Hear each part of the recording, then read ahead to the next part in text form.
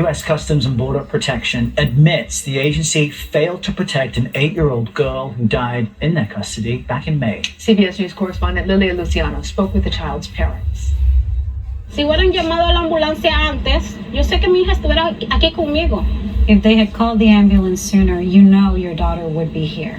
Mabel Alvarez says she lost count of the times she begged for an ambulance to take her 8-year-old daughter, Anadit, to the hospital over multiple days. Cuando ellos quisieron llamar a la ambulancia, When they finally wanted to call the ambulance took about 5 minutes. That's when I realized how close the hospital was to us and that they could have done something. The family, originally from Honduras, migrated to Panama, where Anadit was born. Mabel and her husband Russell say their situation there became unlivable and felt forced to migrate north. They took a 5-month journey across Mexico.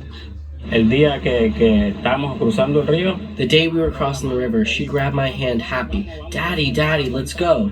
Let's go to Grandma. She's gonna buy me a doll. He says when they crossed the border into Brownsville, Texas, they thought they were finally somewhere safe. el problema fue al cruzar ya allá. The problem was crossing and being in Texas. Ahí el mismo borde patrón. The border patrol there was our nightmare. The 5 went to a U.S. detention center in Donna, Texas, where Anadit got sick and tested positive for the flu. They were then moved to a border patrol station in Harlingen, Texas for isolation. Preliminary U.S. Customs and Border Protection findings confirmed that the family repeatedly requested medical attention, including an ambulance for Anadit, who suffered from sickle cell anemia and had a heart condition. él se paró enfrente de mi hija y le dijo, A patrol agent didn't believe me. He stood in front of my daughter and told her, "Tell me how you can't breathe, because a girl that can't breathe would be passing out, and you're not passing out. You're fine," he told my daughter.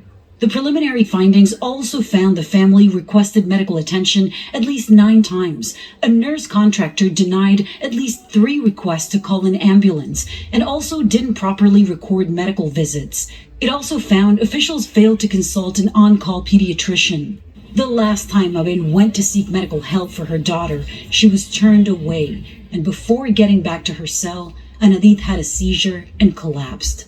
Russell saw it all happen. Mira mi hija, dije. I looked at my daughter and I said to myself, my daughter is saying, Daddy, I can't go on. They killed me. I can't go on. en su mirada, The look in her eyes. She just looked at me and she was gone. She was sick and I told her, "Baby, there's your daddy. Look at him." y los doctores me estaban viendo. The doctors were looking at me and said, "What happened?" I told them, "You've already killed my daughter." A CBP official concedes the system failed her, saying, quote, "There were many parts of the system that did not function as designed to protect Anadit." That official says reforms are underway to ensure those errors don't occur again. It's still difficult for me. I miss her at night. I remember her as a loving child. Ella soñaba She dreamed of so many things. She had big dreams for herself. On Tuesday, an independent court-ordered review cited Anadit's death as a preventable tragedy that raises profound concerns. I'll tell you, this story, there's just so much that we can't include in these few minutes. But as you know, Camilo Montoya Galvez and I have been he's been working on this story far longer. It's been an ongoing investigation of ours. But just sitting with those parents, hearing how they just felt humiliated, ignored, dehumanized at every level, and still having that strength to fight because they want to change the system. They want to prevent other families from going through what they have been going through. As a parent, those details about her dying in her mother's arms, they destroy you.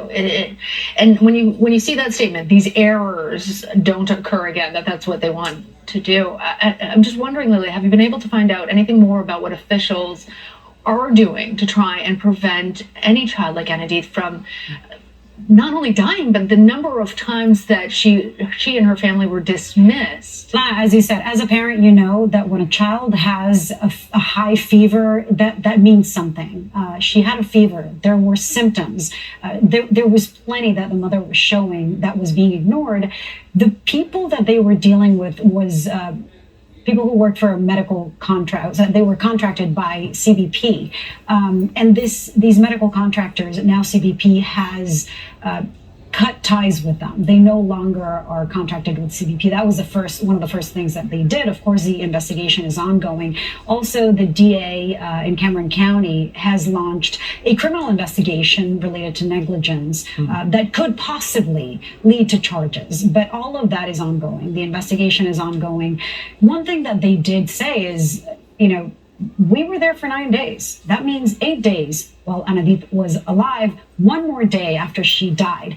The policy says that migrants should be released after 72 hours.